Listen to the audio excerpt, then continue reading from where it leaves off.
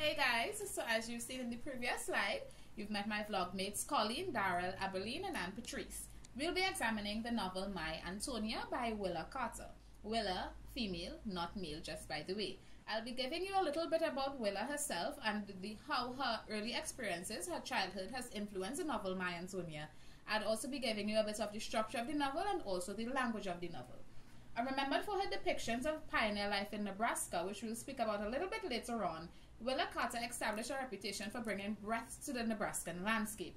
She was not born Willish, but she was actually born Willia Sibbert Carter on December 7th, 1873, where she spent the first 9 years of her life living with her parents in Virginia. This is an image of Willa. And you see she looks a little bit masculine, alright? But this is because there were some questions pertaining to her sexuality. At one point, she actually wanted to be referred to as William when she was working in one of the universities. After living in Virginia, at the age of 10, she moved with her family to Nebraska, right? In a small little town known as Red Cloud. Carter occupied many literary roles in society, such as being a university teacher. She worked at several magazines as an author, a writer, and even an editor at some points. During this period, she wrote several books, but her most lasting contribution to her status is that of My Antonia. While living in Red Cloud, she became friends with a young lady, an immigrant girl by the name of Annie Sadlick, who is actually the embodiment or the epicenter of the novel My Antonia. So we're going to look a little bit about the synopsis of My Antonia and what the book is about. The novel represents Jim's memories of when he moved to Nebraska and he met this young lady named Antonia. And what Antonia meant for him was a sense of a free lifestyle. It represented his childhood, it represented his past, it represented all that was good for him. Alright? The character's emotions are destined to color his memories, right? This is why he calls the book My Antonia, because it isn't necessarily just the past and just his childhood, but it is what he has gotten from it. It looks a bit about immigrant lifestyles. It's somewhat of a modernist novel, as it was written post-American Civil War, when writers were trying to move away from the industrialization and mechanization that was taking place. I want to touch a bit now on the language in the novel. In the novel, we have many vivid images represented or portrayed here by Carter, where she uses through personification of non-animate objects, such as the air. In one sentence, she refers to the air actually as being nimble. And when you think of something being nimble, you think of it having movement of, in somewhat of a human form. Alright? My Antonia has been called a poetic, passionate, and heroic. Readers notice the vivid descriptions and the author's intense affection for the land and characters through her language use. She also uses some of the immigrant language, which is reflective of how she grew up. We see at one point, if you look at my little chart here, at one point Antonia herself used to say quantry as opposed to country, and we see this transition in the novel. Alright, another way to make words and pictures become much more vivid that Carter did, she used analogies such as metaphors and similes. Carter frequently uses these in My Antonia. She chooses to write in the language of the West because this was her audience. Alright, so that's a little bit on Carter, on the structure and on the language, and I'll pass you over to my colleague to give you a little bit more on My Antonia. Thanks for watching. So the first thing we'd like to look at is the theme of time. Now, with reference to the time, the book is a Billings roman, by the way, and we see Jim telling the story of Antonia. The name of the book is My Antonia. Now, I would like to start with the name of the book because it is important with reference to how the story is told and the subjectivity in the book. So, instead of naming the book simply Antonia, is My Antonia. So it kind of personalizes the relationship. So it's Jim's memory of Antonia. So it's his personal recollection of that relationship with Antonia.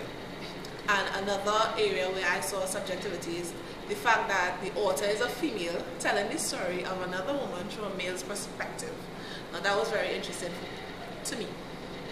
The book's attitude towards the past is an attitude of nostalgia, where we see the characters missing their past lives and we see it almost as something to strive for. We see the character striving to regain that old life, and that is highlighted with the author's use of pathetic fallacy in the book, which is used profoundly throughout the novel to highlight also the character's feelings. We see Jim's recollection of the past as he misses his innocence and childhood, that stress-free lifestyle, and Antonia is a representation or symbolic of that innocence that he had when he was younger. We see the Shimada's family, they're missing their past life in their home country, Europe, and coming to America, they're new there, and they struggle to conform and to fit in.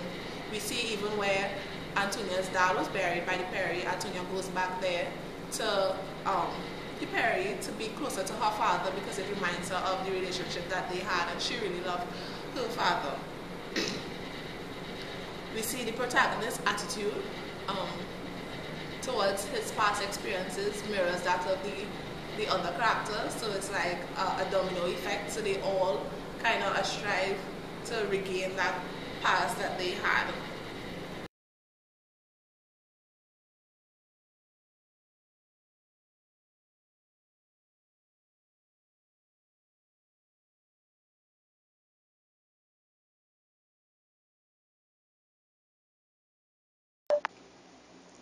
I am doing the characterization of three main characters of the novel, My Antonia, and that would be Jim Burden, Antonia Shimada, and Lena Lingard.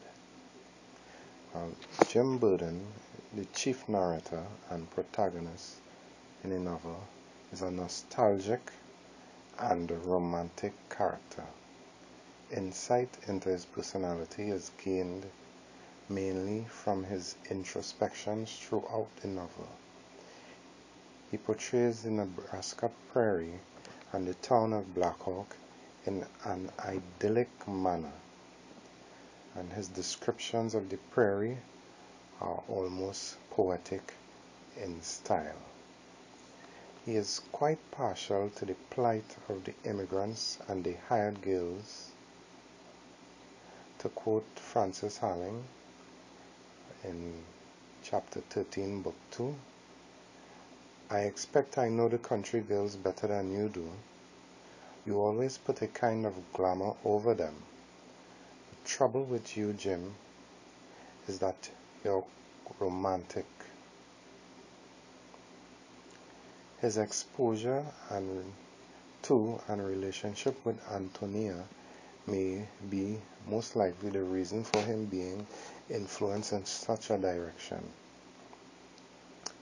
There's also the influence of his grandparents, who express little or no prejudice, so he himself bears none, and is disturbed when he resides in Black Hawk to learn of the evident class divisions. Of course, his good-naturedness and sense of fairness, would exclude him from bearing or being prejudicial. Antonia Shimada is truly an exceptional character with an indomitable spirit. She is portrayed as a cheery and optimistic creature, which undoubtedly endears her to all who interact with her. It is due to this why women such as Emmeline Burden, Mrs. Harling, and Widow Stevens all seek to ensure her safety and comfort at varying events throughout the novel. Antonia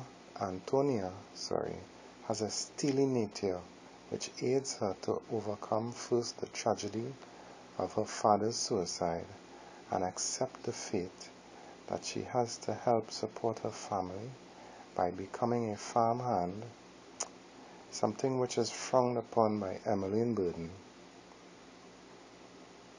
And I quote, "Heavy fieldwork will spoil that girl. she will lose all her nice ways and get rough ones.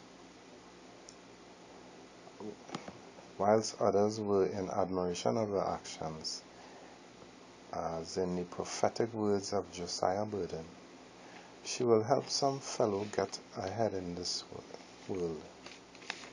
End quote.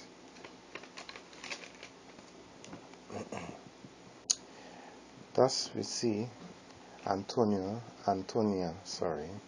is of pivotal importance in the novel and a great influence in the life of Jim Burden.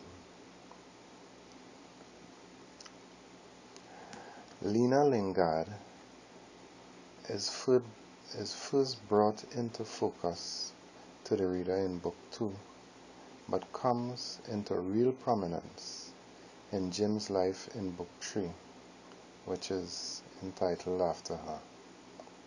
She is quite the opposite to Antonia in nature and is resolved never to return to farm work. She also seeks to be independent and self-sufficient. She, unlike Antonia, does not seek marriage or a committed relationship. And I quote from chapter 4, book 3. Well, it's mainly because I don't want a husband. Men are all right for friends, but as soon as you marry them, they turn into cranky old fathers. I prefer to be foolish when I feel like it and be accountable to nobody. Lena is considered free and easy. She, however, does not live up to people's negative expectations of her, but excels in her endeavors, which is in contrast to Antonia's circumstance. Quoting Jim Burden from chapter 1, book 4, I tried to shut Antonia out of my mind. I was bitterly disappointed in her. I could not forgive her for being an object of pity, while Lena Lingard, for whom people had always foretold trouble, was now the leading dressmaker of Lincoln, much respected in Blackhawk. So even Jim Burden, who has a close relationship with Lena, did not expect her to succeed as she undoubtedly had.